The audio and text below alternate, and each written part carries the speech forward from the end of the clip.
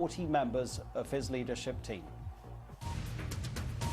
Well, let's get some analysis now and what may happen next after the UK's vote to leave the European Union. We can speak to Professor James Galbraith. He's from the Lyndon B. Johnson School of Public Affairs at the University of Texas. He's currently in Auckland, New Zealand. Professor, thank you very much indeed for your time. Clearly, we want to get an economic analysis from you. But first of all, I want to read just a little bit from an article you've written online in which you also give a political analysis. And it's quite controversial, so I think it's worth you expanding on this. You say that it was all laid down, the start of this leave success, in the way the European Union destroyed Greece. And then you go on to say, leave won by turning the British referendum into an ugly expression of English nativism, feeding on the frustrations of a deeply unequal nation, ironically divided by the very forces of reaction and austerity that will now fully come to power. You are also very harsh on the Remain campaign. So austerity, reaction, and you believe that it says here the economic effect will leave Britain in the hands of simpletons who believe that deregulation is the universal source of growth. Could you please expand further? I was in Britain a few days before the referendum and up to and including the vote, so I followed some of the discussion.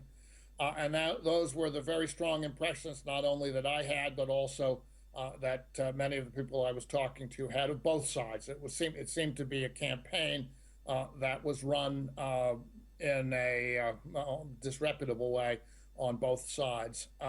And on the question of the deregulation, well, after the vote was taken, it seemed to be the view of those who were on the winning side that the escaping from the European Union's regulations was some kind of a formula for producing higher growth in the UK. But of course, if you wish to trade with the EU, you can't escape from the regulatory framework. And so that whole aspect of it struck me as being highly illusory in important respects.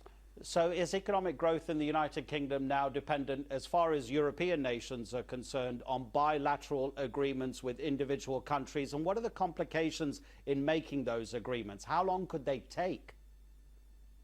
Well, the negotiating process once it started, has a 2-year deadline. And I'm talking more about bilateral agreements that the UK makes after it leaves the European Union with other European countries. That's anybody's guess at this point. There are, of course, formulas such as the Norwegian model, but that requires accepting both the acquis of European regulation and free movement of people. So if what the UK government that will come into power following David Cameron's resignation wants is something other than that, they're going to have to find common ground and a compromise with the European partners on those issues, and that could take a long time.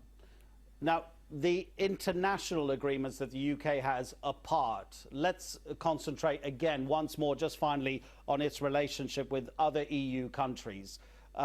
Once it's outside, what do you think the likelihood is of the United Kingdom having to accept most of the EU's rules if it wants its most favoured nation status within that group, accepting those rules, but then not having a place at the table where the decisions are made? That seems to be the situation that the UK is in. And of course, if you go to other arrangements, you are not going to get the access on financial services that you presently have, as those things are not covered under bilateral rules by and large. They're not covered under the WTO, for example. So the UK has a